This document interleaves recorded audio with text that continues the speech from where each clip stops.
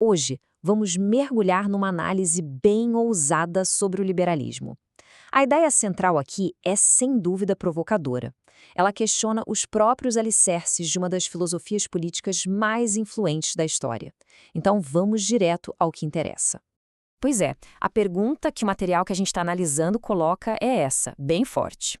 A tese é que o liberalismo pode ter sido derrotado não por inimigos externos, mas por uma falha na sua própria lógica interna.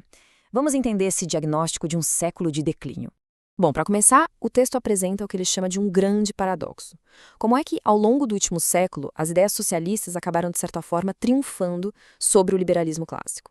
Essa linha do tempo aqui ilustra bem essa mudança. Olha só, lá no finalzinho do século XIX, o liberalismo clássico era a força dominante.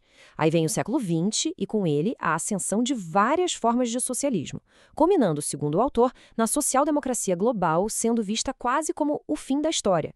Ou seja, a tendência geral foi de substituição. E a explicação para essa virada é o ponto-chave de tudo. Para o autor, isso não foi um mero acidente de percurso. Foi, nas palavras dele, uma derrota intelectual. Isso sugere que existe uma falha fundamental lá na raiz da própria doutrina liberal. Certo, agora vamos para a parte central desse diagnóstico. Que erro fatal é esse que, segundo o texto, está na origem de todo esse declínio do liberalismo? Primeiro, só para a gente alinhar os conceitos, é importante entender como o texto define o liberalismo clássico.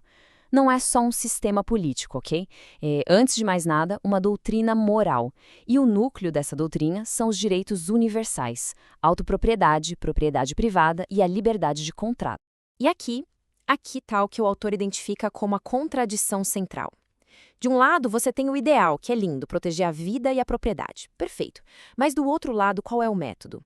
É dar uma única agência, o Estado, dois poderes exclusivos e gigantescos, o monopólio da justiça e o poder de cobrar impostos. A pergunta que fica no ar é, será que o método não acaba destruindo o ideal desde o começo? O autor faz uma analogia bem direta para explicar isso. Ele diz que o Estado liberal é exatamente isso, um protetor que tem o poder absoluto de decidir quanto vai tirar da sua propriedade através dos impostos para supostamente te proteger. É uma forma bem crua de questionar a natureza dessa relação. E aí vem a pergunta de $1 milhão, né? O texto questiona: quem, em sã consciência, assinaria um contrato desses? Um contrato que te deixa completamente indefeso, justamente contra quem deveria te proteger. O argumento é que um arranjo desses é simplesmente inconcebível, porque ele vai contra a própria ideia de autopropriedade. Ok, então, partindo desse erro inicial, como a coisa toda se desenrola? O autor afirma que essa primeira falha desencadeia uma reação em cadeia, sabe? Com resultados que são praticamente previsíveis.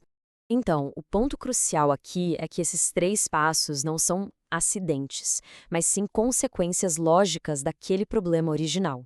Um protetor monopolista, por exemplo, sempre vai ter um incentivo de aumentar seus custos e diminuir a qualidade da proteção. Com isso, o crescimento do Estado vira algo inevitável. Este gráfico aqui resume bem a lógica dos incentivos do Estado, segundo essa visão. Como ele é um monopólio financiado por impostos, a tendência é sempre a mesma: maximizar os gastos, minimizar a proteção de verdade e, claro, distorcer a justiça a seu favor. Mas, diante de uma crítica tão forte, o texto não joga a toalha e abandona o liberalismo. Pelo contrário, a proposta é uma correção de curso, uma correção bem radical para o futuro da ideia de liberdade. A solução proposta aqui é levar o liberalismo ao que seria a sua conclusão lógica, o chamado anarquismo de propriedade privada. A ideia é que a segurança funcione como qualquer outro serviço de mercado, sabe? Oferecida por várias empresas e agências competindo entre si. E é bem importante notar o seguinte: o argumento não é criar uma ideia do zero, mas sim restaurar o que seria a intenção original do liberalismo, só que dessa vez removendo a contradição do Estado. Seria um liberalismo, digamos, levado às últimas consequências. E essa é a visão alternativa que é apresentada. Não grandes nações, mas um mundo totalmente descentralizado, com milhares de territórios independentes, tipo cidades-estado, todos eles conectados voluntariamente pelo livre comércio e por acordos privados. No fim das contas, essa análise toda nos deixa com uma pergunta fundamental, que vai bem no coração do debate. Afinal, O Estado é um protetor necessário dos nossos direitos ou ele acaba se tornando a maior ameaça a eles? Fica aí uma questão para a gente refletir sobre a natureza do governo e da própria liberdade.